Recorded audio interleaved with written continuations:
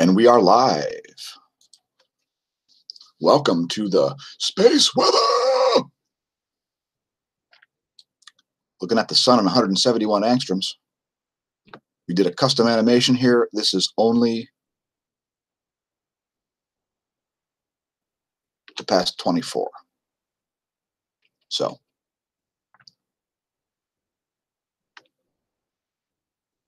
see some activity very low near the south solar pole, actually.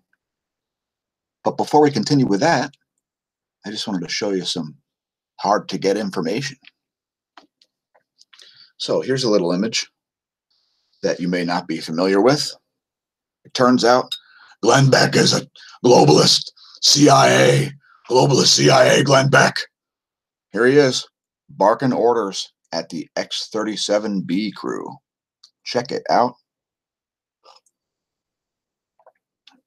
Got to have some controversy on every YouTube channel. So looks like Glenn Beck is in charge of the X-37B. What do you think? Leave us a comment. Let us know.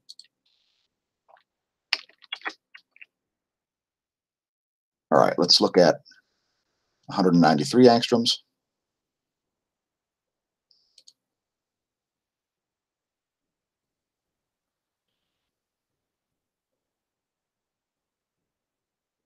Now, in this view, you do see the B-class flare that happened yesterday.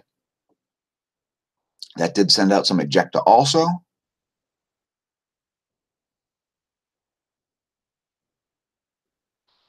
And I thought I saw some activity on near the South Pole there, but I must have been seeing something in the other view there that I wasn't seeing in that view. Let me get back to that. All right.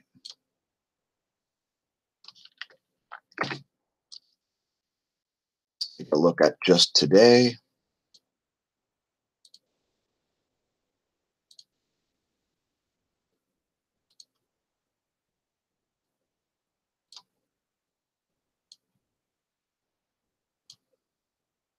We're going to look at 304 angstroms in full resolution. All right, so here's just today, universal time that is. That's 8 hours. We are at about 8:24 universal time right now. Daylight savings time has changed the gap on the eastern seaboard now to 4 hours. All right, and not seeing that activity. Let me play some music, by the way. I completely forgot. This song called Wind Chime Madness. It's from about the year 2001. And it was literally created by a wind chime. I said, wind chime, play me a tune, and it did. I made a whole song out of it. With the help of my pal and best friend, Dr. Sam Afif. All right, so anyway, there's the 304 angstrom view. Now, regular space weather viewers are aware that we are awaiting a coronal mass ejection arriving at the Earth. So let's look at the real-time solar wind here. Actually, you know what? Let's look at the magnetic lines also. There are the magnetic lines. You can see this giant coronal hole. I mean, very canyon-like, and indeed some 6+ magnitude earthquakes have kicked off right where we warned. All right, so. All right, we see the BT, BZ is jumping around a little bit there. The BT is at like 5 right now. And the BZ has just converged on the 0 line. We see the phi angles now at 110. We would not be surprised at all if we saw a connection with that coronal hole and more, even worse, earthquakes kick off. Now, coronal mass ejections hitting the Earth, they do reduce the risk of earthquakes a little bit because they reduce the likelihood of a super direct connection with that coronal hole, in my opinion. But we'll notice the solar wind density has just kind of had a little fluctuation there. So we see, let me just draw here for a minute. We see in this area, we see it ramp up, that's the density, and the speed is still coming down. And then right here where the speed starts to come up, we see these density undulations. See that? Now that's the kind of thing that we typically see when we see some changes in the solar wind. So what happens with this is going to be determinant of whether or not we're seeing the coronal mass ejection or not. So essentially,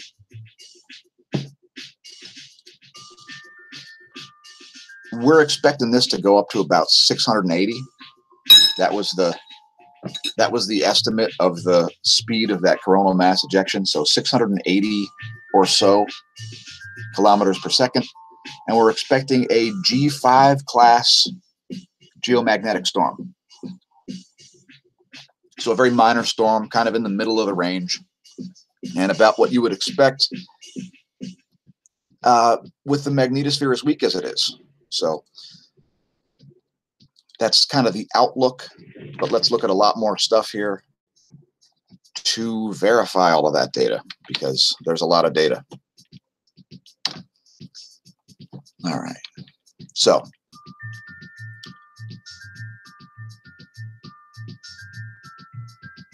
yeah, they're calling for a G. I'm sorry, I didn't mean G5. I just meant G-class.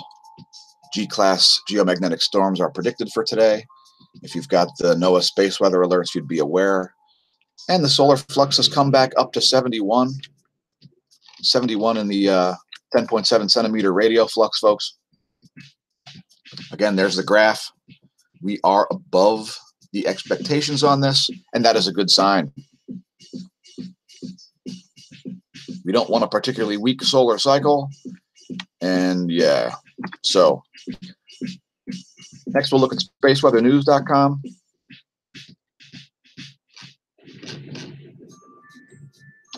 And I just want to make sure this is refreshed.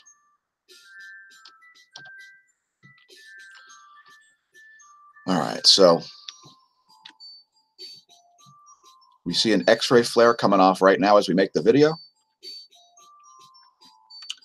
Possibly heading up, it could be, it looks like it's leveling off there, so I don't think anything's really going to happen. Got a little Scarface clip distorted as hell at the end of this song. By the way, Wind Chime Madness is another song that's not really available for stream or download yet. All right. So the magnetometer is looking smooth again. We've had a KP0. We've had a KP0 for the last 9 hours there. And let's ignore the Cygnet's forecast entirely. And there's the electron flux also looking smooth. So we're going to see perturbations in electron flux. This electron flux is, we're expecting this to dip when the CME hits. Also, we're going to see perturbations in the magnetometer when the CME hits. And the KP should be up to around 5 or so. We're expecting a KP around 5. So that's barely even unrest there, folks. That's a mild geomagnetic unrest. Barely a storm. So let me take a moment to pull out the chat window here so I can see who's joined us, and if there are any questions or anything in the chat. All right. Sweet.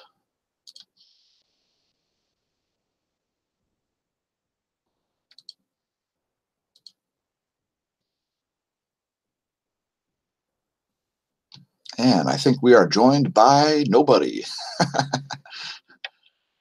All right. How many viewers do we have? Seriously? 6. All right. Well, welcome, everybody. And if you got any questions or anything, just put them in the chat.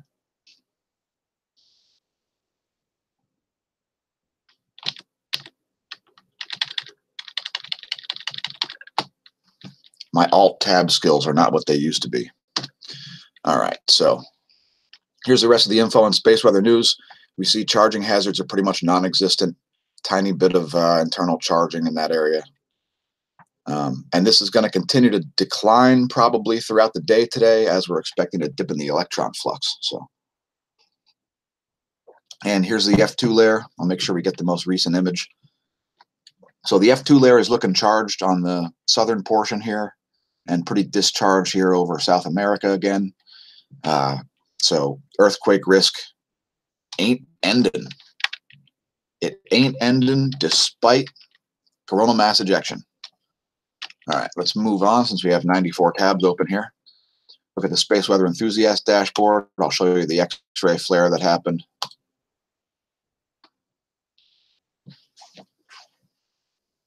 That was a B-class flare yesterday.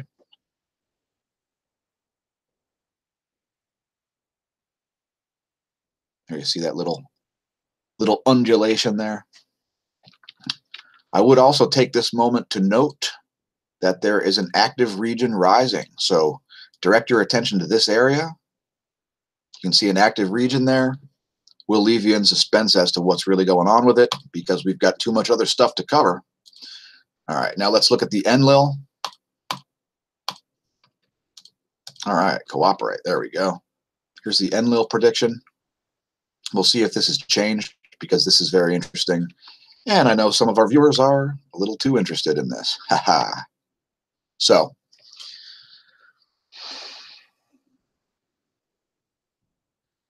now the CME prediction here looks like it's,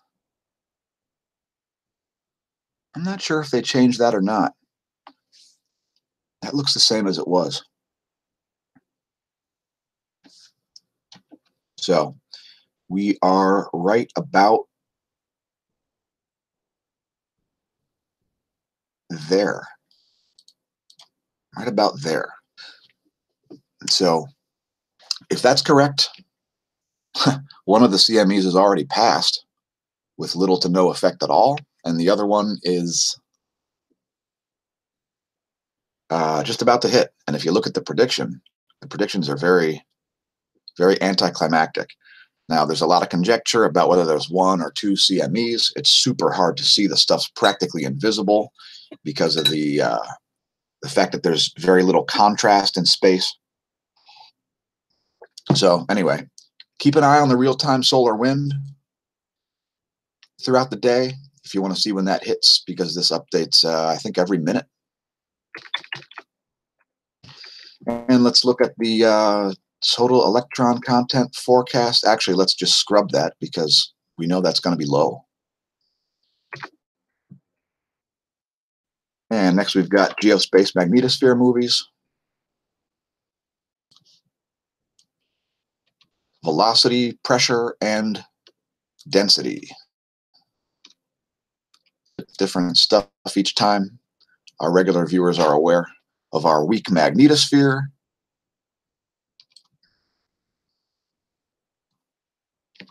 So here's the velocity. We are expecting to see in this today. And we're going to, we're expecting to see, ignore that arrow. We're expecting to see some, some green or blue velocity, what do you call it? 600 plus velocity wind coming in. So we should see some spikes in this today. And this is updated quite regularly also. I'm not exactly sure the update schedule on that, but here's the velocity. Here's the density. So we see quite low density solar wind here. We see bands of even lower solar wind coming in. So there should be a density spike also. It may not show up on this, except in terms of, like, many times when we get a density spike, all you see is a compression. You see this shrink, the white area shrink, and that's an indication of a density spike. It's a little bit, it can be a little bit counterintuitive if you don't know what you're looking at. Keep in mind the white is low density. The navy blue is high density. All right. So here's the pressure. Also very weak. Very weak. Very low pressure even in the magnetotail there. So this is not a good sign, because when a CME comes in, the weaker this is, the harder it hits, the more compression on the ionosphere occurs. So this isn't a good thing. This is usually the kind of flare that we're getting hit by right now, the kind of coronal mass ejection that's about to hit Earth right now. Usually that doesn't really cause much of anything. But because the solar wind was so low to begin with, the magnetosphere was weak to begin with, and yeah. So moving on to try to figure out why my browser, oh, there we go. Next, we'll look at the ground magnetic perturbations before we cover the massive number of earthquakes, folks, including a deep one at Fiji. And it's a bit unsettling. No pun intended. All right, so here's the geospace magnetic perturbations at the poles, where the sheets of field-aligned Birkeland currents arrive at your planet. We expect to see some perturbations in this throughout the day today. This is updated similar to the last thing we watched, the Magnetosphere movies. So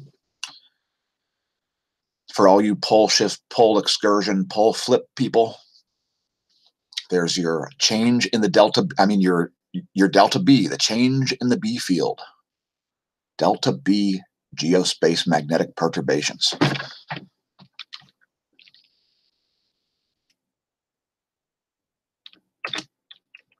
Next, we'll look at the Gong 2. It's very hard to resist. And we'll give you the first hint as to what's rising over the eastern limb of the sun. You can see this area here with this very powerful magnetic region. You see the way the field lines bulge out like that?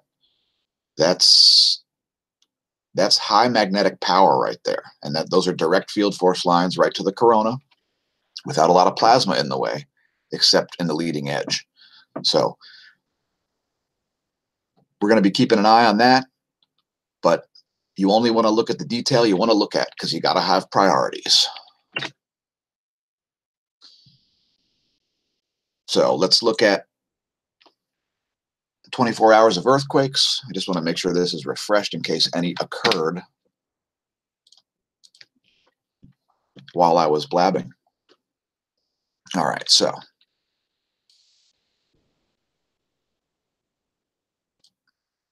here's a 5.0 in Indonesia. Did it cause a tsunami? We'll find out about all the tsunamis all at once, folks. All right, we show no warning, advisory, watch, or threat. That's a good thing.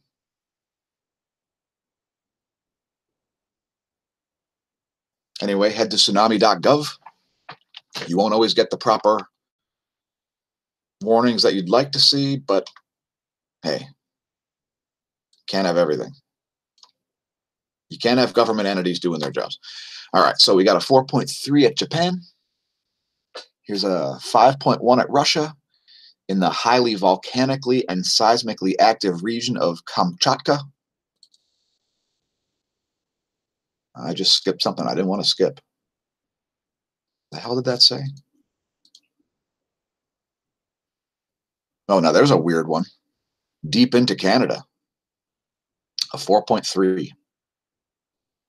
Let's look at the location on that.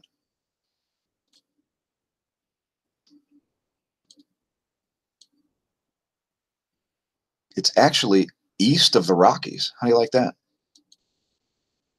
All right, going back.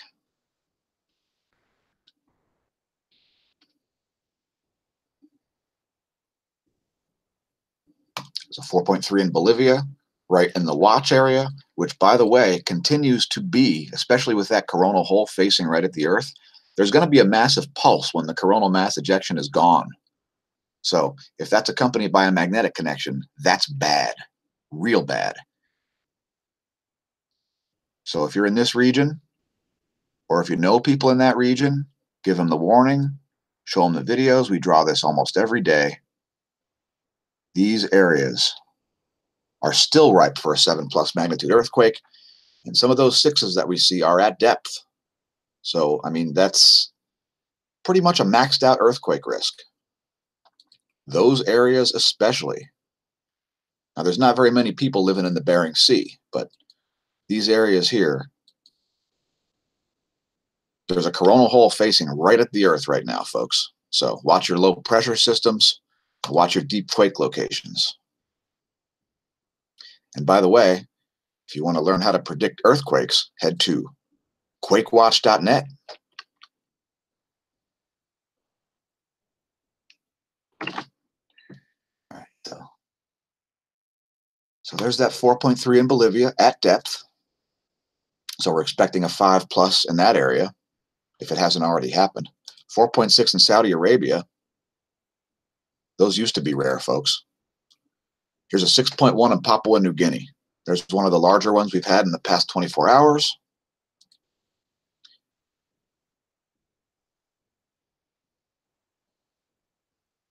What happened? Okay, so that was at the surface. Here's a 4.8 in Chile, right in the watch region. It's a 5.4 very far south in the Indian Ocean. Now there's a 4.5 at depth at Tonga. And 4.9 at Papua New Guinea. 5.2 in the Reykjanes Ridge there. Southwest of Iceland. 5.8 in Japan. Largest one they've seen there for a while. 5.0 in Papua New Guinea. 5.1 in Japan. 4.7 in Japan. So there's a swarm going on there. At least they're not at depth. And 2 more at the Reykjanes Ridge. Reykjanes? Reykjanes. Reykjanes? I like to pronounce things right, by the way. All right. So that's interesting, all in the same place there. Is it volcanic activity? We'd like to know. If anybody knows, leave a comment. 4.8 in the southwest Indian Ridge. Another 5.0 in Japan, so a swarm going on in that area. Not to mention Bolivia and Oceania there around Australia. Another 4.5 in the Reykjanes Ridge. There's a 4.4 in Mexico, right at the northern tip of our watch zone. 4.9 in Fiji at depth. The 4.3 at Alaska at depth. A lot of quakes and a lot of deep quakes, folks. This is a significant uptick here. 4.7 in Alaska, 4.2 in Alaska. It's taken forever to get through the list. 4.5 in India. 5.1 in the southwest Indian Ridge, once again, right on the plate boundary, kind of, that would be southeast of the African Rift Zone there, southeast of Madagascar. 4.4 in Indonesia, 4.7 in Chile, 4.6 in Fiji, at nearly 500 kilometers depth. 5.2, have an earthquake plan, folks. 4.9 in Japan, 5.0 in the Western Indian Ridge, very far south. And we are thankfully done with that. Just to reiterate one more time, watch out for earthquakes, folks. We're still having a drought of 7s.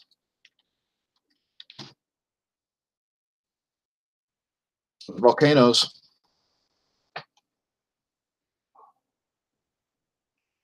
Explosive activity continues at Karimsky, producing a 9,000-foot ash plume. Shivaluch still producing a massive 34,000-foot ash plume. Sakurajima, 7,000-foot ash plume there. That stands for flight level 7,000, by the way, folks.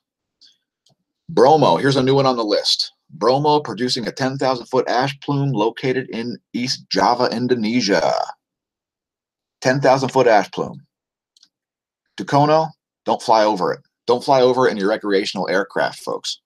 Ducona with a 6,000-foot ash plume. Kerenisi, there's another new one on the list. 14,000-foot plume there. Popocatépetl, probably still erupting. Sabancaya, producing a 27,000-foot ash plume. And Planchon Peteroa, so volcanic and earthquake uptick, folks. Have a disaster plan, because disasters are happening. If you haven't subscribed to the channel yet, please do so. And when you're done watching our videos, check out our officially endorsed channels. Seen here. By the way, we have them in a random order, so don't get jealous, anybody. Next, we'll look at the Galaxy Zoo here on zooniverse.org, the largest citizen science project in the world. Let's classify a galaxy to show you how it's done. It's super simple. We need people to classify them because computers aren't sophisticated enough. So, what do we got? We got features. Is it an edge on disk? No. Is there a bar? I think there is a weak bar there. Is there a sign of a spiral arm pattern? Certainly not. Is there a central bulge? Well, certainly so. Pretty large one? I will say moderate. Is it merging or disturbed? Not that I can tell. All right, so there's a bit of a ring feature going on. There could be lensing, it looks like. There's definitely dust lane. There's definitely optical overlapping there. These are probably artifacts up here, people. Keep in mind, it's a very deep field image. And we'll just say something else because this satellite galaxy is probably somehow tidally bound. And there you go. Galaxy's been classified. Head to zooniverse.org, classify a galaxy, make the world a better place. Again, we need human eyes to classify these galaxies because it's too complex for any good code to be written. Let's ignore this entirely. And let's go to the United States AccuWeather Doppler Radar to give you a quick weather blurb. There's what's going on the radar, folks. Now you don't have to look. Check those storms out. Those are nasty. That line of storms off the coast of North Carolina equals great surf. If you're at the Outer Banks right now, hit it, because that's probably making, I'll bet you that's making 15 footers right there. That is a serious, let's zoom in on that. That is a serious convergence line there. Check it out.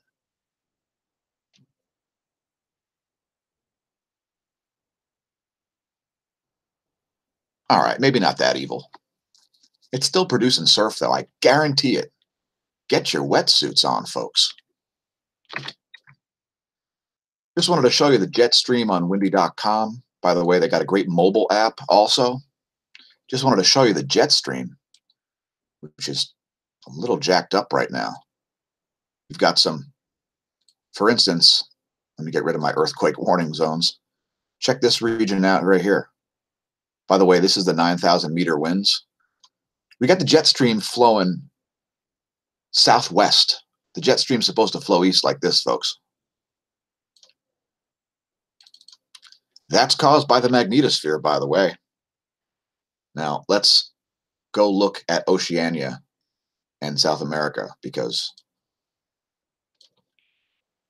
that stuff looked serious. All right, now let's see if we see any oddities here. Let's switch to the surface winds. Oops. Clicking on the wrong thing. All right, so we'll lower it down to the surface here. See what's going on there. All right, so I don't see any anomalous looking lows here on South America particularly. Let's look at Oceania.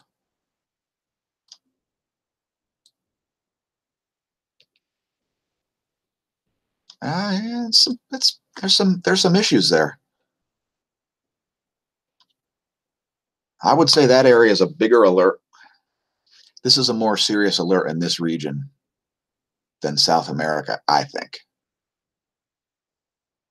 But then again, it pretty much always is. So anyway, I don't really see any anomalous lows there. Let's just look at the pressure map just to make sure.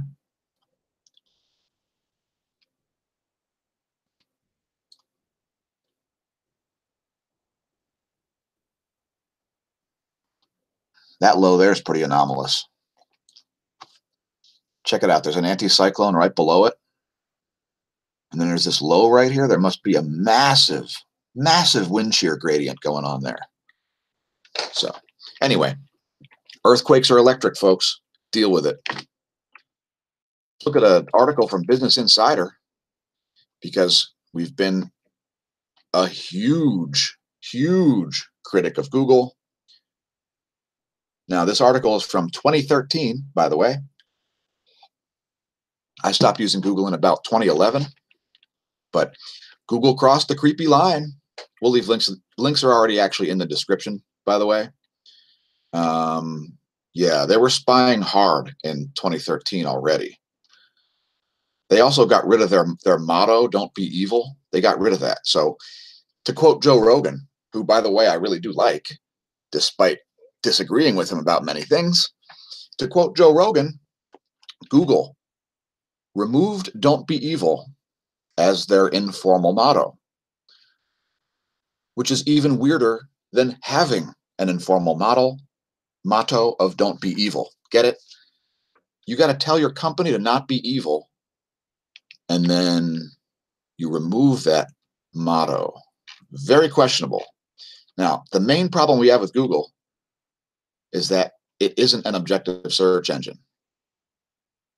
You get your company's results to the top of the search page by paying Google off. And I stopped using Google myself.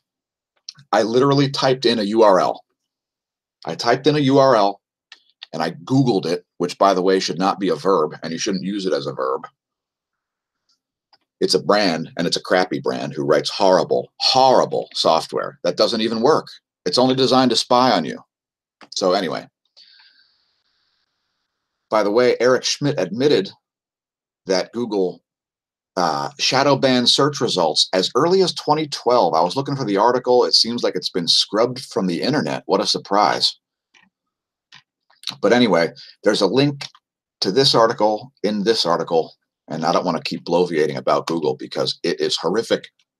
And we hope they get their software fixed, because it's, put it this way, I would like to see like a graduate project done where we attempt to calculate how much time Google wastes every day and then for a year. I mean, think about it. How many people have Android phones? 1 billion? How much time is wasted on their redundant and useless software? If it's 1 minute a day for 1 billion people, that's 1 billion minutes. So I'm not going to get into back of the napkin math here, but Google's wasting a lot of time, folks. Hubble and Gaia believe they reveal the way to the Milky Way at 1.5 trillion solar masses. Fascinating, fascinating. All right. Scientists observe water molecules moving around the moon. Turns out the moon has a hydrocycle. At daytime, water evaporates around the equator and then finds itself deposited at nighttime near the poles. Now, isn't that interesting? Now, for those of you who aren't aware, water is a polar molecule, and water responds to electric current. So if you apply positive electric current to water, it pushes it. And if you apply negative electric current to water, it pulls it. So if you think about how this if you think of the implications of this on our atmosphere, basically the moon's hydrogen cycle is the same as the Earth's. And the lesson to understand is that when water evaporates from around the equator, it ends up getting deposited at the poles. That doesn't cause global warming, by the way. Neither does CO2. Anyway, read about water on the moon. It's pretty interesting. Here we've got some other old music. This is called Vai Chang's Revenge. By the way, that's another one of my nicknames. I've also been known as Dr. Data. Anyway, here's a great nonsense article. You can really get some laughs out of this one. This is some more theoretical astronomical stuff that was made up by math equations. Yes, yes, yes, indeed. There's no observational evidence for it, but white holes. Yeah, oh yeah, white holes. You want to talk about some nonsense? So this is based on the math associated with relativity. So a black hole would be a thing you can't escape, and a white hole would be a thing you can't enter. By the way, it's not real. This is just made up with equations and has nothing to do with observing anything. So head to sciencealert.com if you'd like to lose IQ points reading such a stupid article about such a stupid, idiotic idea. White holes, they don't exist.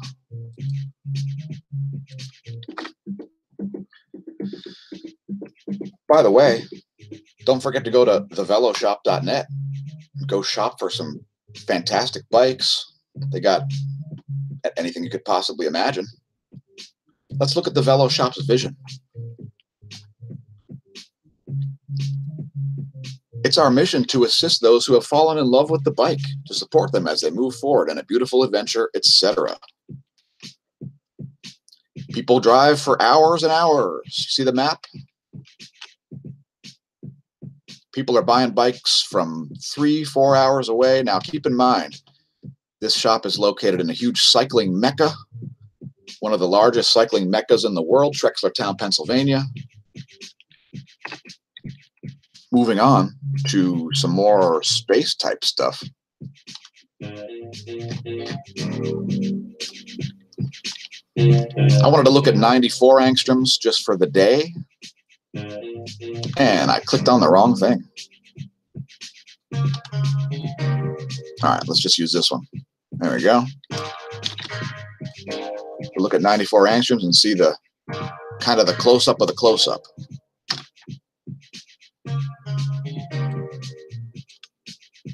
Get a good view of this active region.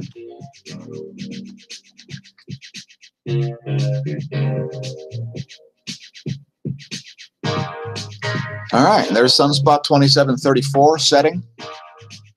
It appears to be losing complexity a little bit. Again, earthquake watch due to this coronal hole.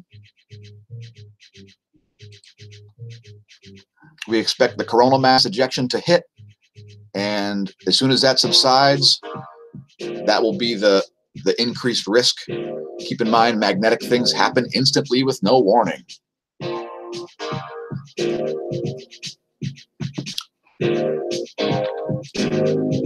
Well, if you popped out, how come I can't see it?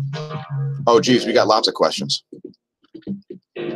Hello, welcome, John Moorhead. Hi, Bacchusmati, Papa Giorgio. TSM God, if a tornado's about to form, I would get in the basement.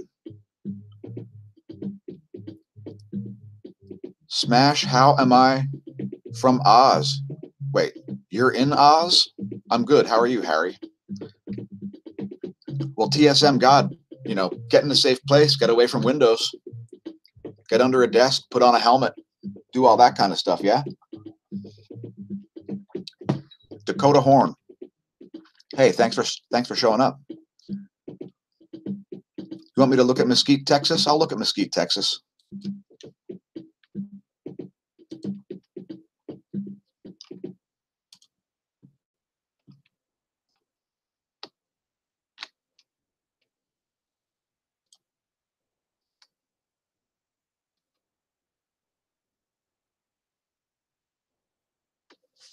I don't think you got any tornadoes in Texas, guys. I wouldn't worry about a tornado. That's nothing like a tornadic system there. All right.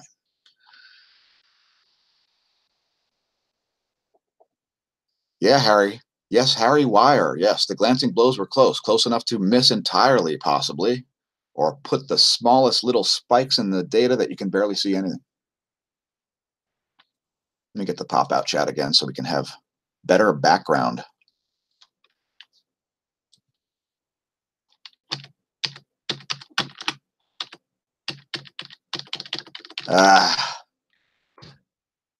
Software. I'll get you, software.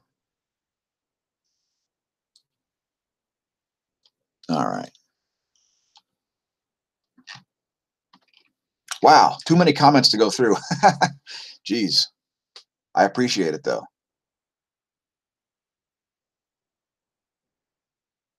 Flares don't hit the ground. Yes, that's true. Clear skies over northern Sweden. Yep, you could get a crazy aurora tonight, but I doubt it because the CME is going to be very short lasting. Dakota Horn had a perturbation surgically removed at age 9. It will not be a tornado in Texas. Smash that thumbs up button. Thank you, Peter. Welcome, Kalo Jan, regular morning viewer.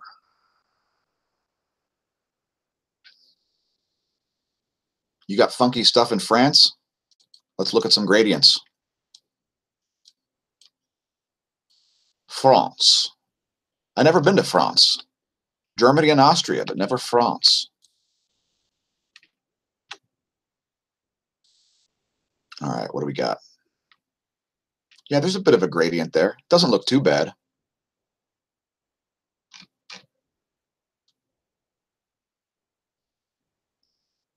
Oh, yeah, you got a jet stream breakup going on overhead.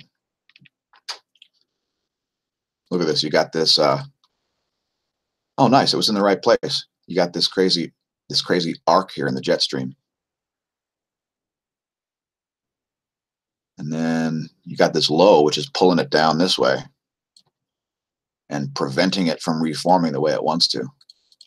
So yeah, you got a bit of a gradient there. I'll bet you're in. Are you in Eastern France? That looks like the main spot. This is going to eventually move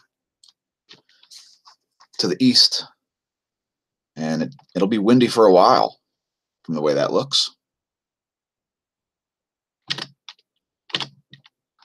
don't know why I did that.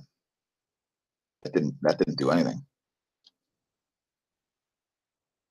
I don't understand why that pop-out window keeps getting absorbed, but it's really annoying. Thanks, Google. Thanks, Google. Real helpful. See, you just saw some time get wasted right there. That's Google.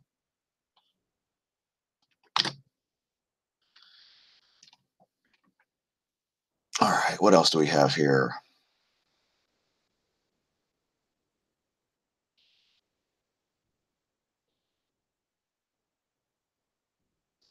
The core could be shrinking, but I don't think so because it's made out of condensed matter.